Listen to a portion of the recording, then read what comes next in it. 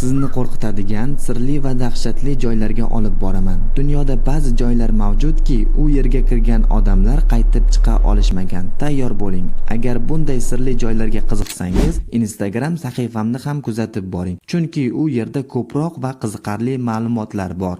Bu yer Myrtles plantatsiyasi, Luiziana shtatida joylashgan. Bu joy o'zining qorong'u tarixiga ega. Ba'zi odamlar bu yerda o'ldirilgan va ularning ruhlari kezib yuradi. Ruhlarni ko'rganlar bormikan? Ba'zi ma'lumotlarga ko'ra, aynan shu yerda ko'plab g'ayritabiiy hodisalar bo'lgan. Parijning ostida qattiq qorong'ulikda 6 million odamning qoldiqlari yotadi. Bu katakombalar shunchalik murakkabki, ba'zi odamlar yo'qolib ketgan.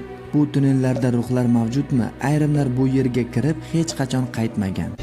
Braziliya qirg'oqlaridan 35 kilometr uzoqlikda joylashgan bu orol dunyodagi eng xavfli joylardan biri hisoblanadi. Minglab zaharli ilonlar bu yerda yashaydi va ularning chaqishi 1 soat ichida o'limga olib kelishi mumkin. Shu sababdan bu orolga borishni hukumat qat'iyan taqiqlagan.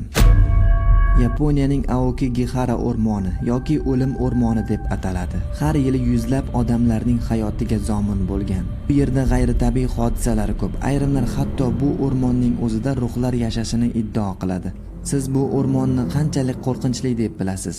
Bu joylarning har biri o'zining dahshatli sirlarini yashiradi. Ba'zilar qorong'u tarixga ega, ba'zilari esa ruhlar bilan to'la.